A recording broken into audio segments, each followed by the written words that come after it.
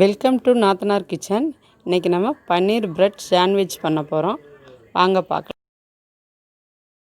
ஸ்டவ்வில் ஒரு கடாயை வச்சு கடாய் நல்லா சூடாயிருச்சு. இப்போ அதில் தேவையான அளவு எண்ணெய் சேர்த்துக்க போகிறோம்.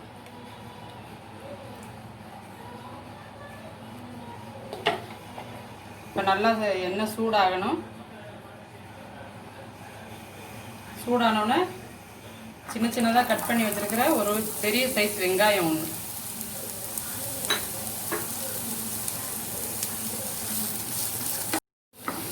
இப்போ வெங்காயம் நல்லா கோல்டன் ப்ரௌன் கலருக்கு வதங்கிடுச்சு. இப்போ வெங்காயம் நல்லா கோல்டன் ப்ரௌன் கலர் வதங்கிடுச்சு. இப்போ இது கூட ஒரு பெரிய சைஸ் தக்காளி ஒன்று பொடிசாக கட் பண்ணது, இதையும் நல்லா வதக்கிக்கிறோம். நம்ம எத்தனை சாண்ட்விச் செய்ய போகிறோமோ அதுக்கு தக்கன நம்மளுக்கு தேவையான மசாலா ரெடி பண்ணிக்கிறோம். இப்போ தக்காளி நல்லா வதங்கட்டும். ஒரு 5 நிமிஷம் மூடி போட்டு மூடி வச்சிடறேன். ஒரு 5 நிமிஷம் ஆயிடுச்சு.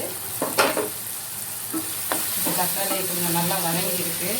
இப்போ கிண்டி விட்டுட்டு இது கூட தேவையான அளவு உப்பு சேர்த்துக்கிறேன். அது கூடவே ஒரு ஸ்பூன் தனி மிளகாய்த்தூள், அது கூடயே ஒரு 3/4 ஸ்பூன் கரம் மசாலா தூள்,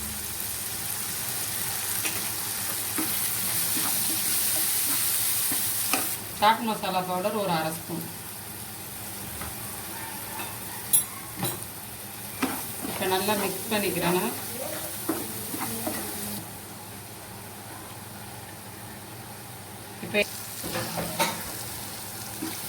இப்போ மசாலா தக்காளி எல்லாம் வெங்காயம் எல்லாம் நல்லா மசிஞ்சு கிரேவி மாதிரி வந்துருச்சு. ஒரு 100 கிராம் பன்னீர் சேர்த்துருக்கேன்.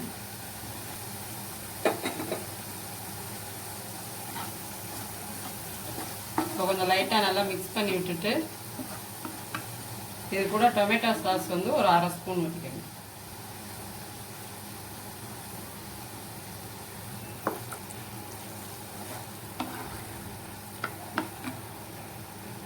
நல்லா மிக்ஸ் பண்ணியாச்சு. அது கூட கொஞ்சம் கொத்தமல்லி தழை தூவிடணும்.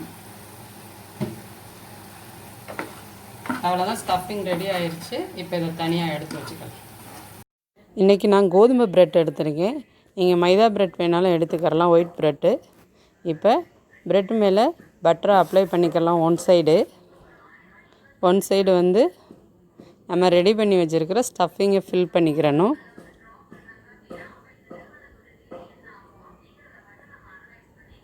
நம்மளுக்கு எவ்வளோ தேவையோ அந்த அளவுக்கு ஃபில் பண்ணிக்கிறணும்.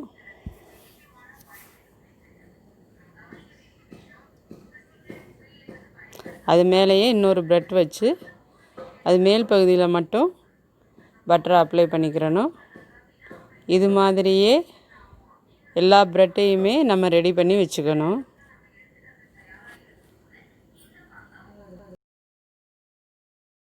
இப்போ தோசை தவா நல்லா காஞ்சிருச்சு. லைட்டாக எண்ணெய் அப்ளை பண்ணியிருக்கோம். இப்போ நம்ம செஞ்சு வச்ச பிரெட்டை இது மேலே வச்சு இப்போ ஒரு 2 நிமிஷம் ஆயிடுச்சு. இப்போ அதை பிரட்டி விட்டுக்கிறோம். மீடியம் ஹீட்டில் வச்சு டோஸ்ட் பண்ணிக்கிறணும். இப்போ கொஞ்சம் நல்லா ப்ரெஷ் பண்ணி விட்டுக்கணும்.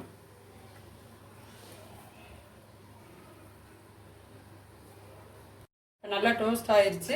சைடு நல்லா டோஸ்ட் ஆயிடுச்சு. இப்போ இதில் உப்பு, மிளகுத்தூள், முட்டை சேர்ந்து அடித்த கலவையை இது மேலே தடவிக்கலாம்.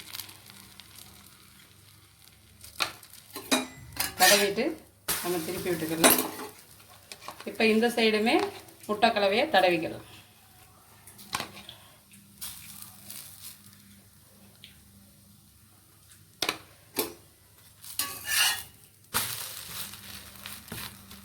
இது நல்லா டேஸ்ட்டாக இருக்கும். இப்போ நம்ம எடுத்துடலாம். நம்மளோட சுவையான பன்னீர் பிரெட் சாண்ட்விச் ரெடி. எங்களோட சமையலை தொடர்ந்து பார்க்கணுன்னா எங்கள் சேனலை சப்ஸ்கிரைப் பண்ணுங்கள், லைக் பண்ணுங்கள், கமெண்ட் பண்ணுங்கள். அப்படியே பக்கத்தில் இருக்கிற பெல் ஐக்கானை கிளிக் பண்ணுங்கள். அப்போ தான் நாங்கள் போடுற வீடியோக்கள் உங்களுக்கு நோட்டிஃபிகேஷனாக வரும். தேங்க்யூ.